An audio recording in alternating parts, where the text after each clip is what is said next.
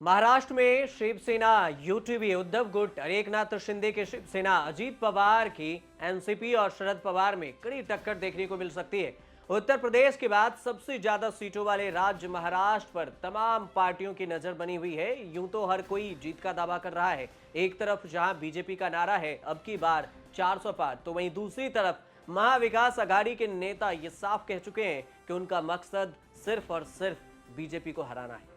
इस बीच महाराष्ट्र में किसका दबदबा है, किस पार्टी को कितनी सीट मिल सकती है, इसे लेकर इंडिया टीवी सीएनएक्स ने एक सर्वे किया है। इस सर्वे में यह अनुमान लगाया गया है कि किसे कितनी सीट मिल सकती है, कितने सीटों पर किसका समीकरण बनता है। सर्वे के अनुसार से अगर देखें तो महाराष्ट्र के 48 लोकसभा सीटों में से अगर सर्वे के अनुसार बीजेपी को 25 सीटें मिलती दिखाई गई है, शिवसेना उद्धव गुट को 8, एनसीपी अजीत गुट को 4, शिवसेना एकनाथ शिंदे गुट 6, कांग्रेस को 2 और एनसीपी शरद पवार गुट को 3 सीट मिलने का अनुमान है। आपको यह भी बता दें कि महाराष्ट्र में महाविकास आघाड़ी में सीटों को लेकर तस्वीर साफ हो गई है।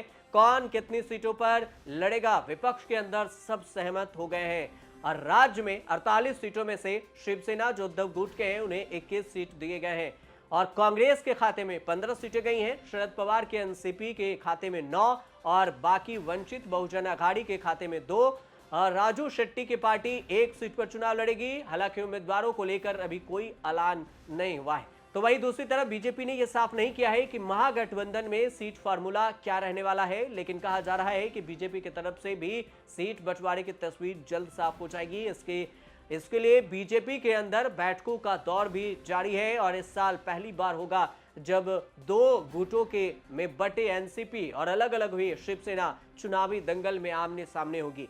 महाराष्ट्र में लोकसभा की 48 सीटें हैं। 2019 के चुनाव में बीजेपी के अविभाजित शिवसेना के साथ मिलकर चुनाव लड़ी थी। महाराष्ट्र में विपक्ष का सुपड़ा साफ करते हुए 41 सीटें जीती थी। 2019 में एनसीपी कांग्रेस और बीजेपी शिवसेना के बीच में आमने सामने की टक्कर हुई थी, लेकिन बीते 5 सालों में राज्य की राजनीति कई करवटें ले चुकी है। शिवसेना के बाद एनसीपी भी 2 खेमों में बैठ चुकी है।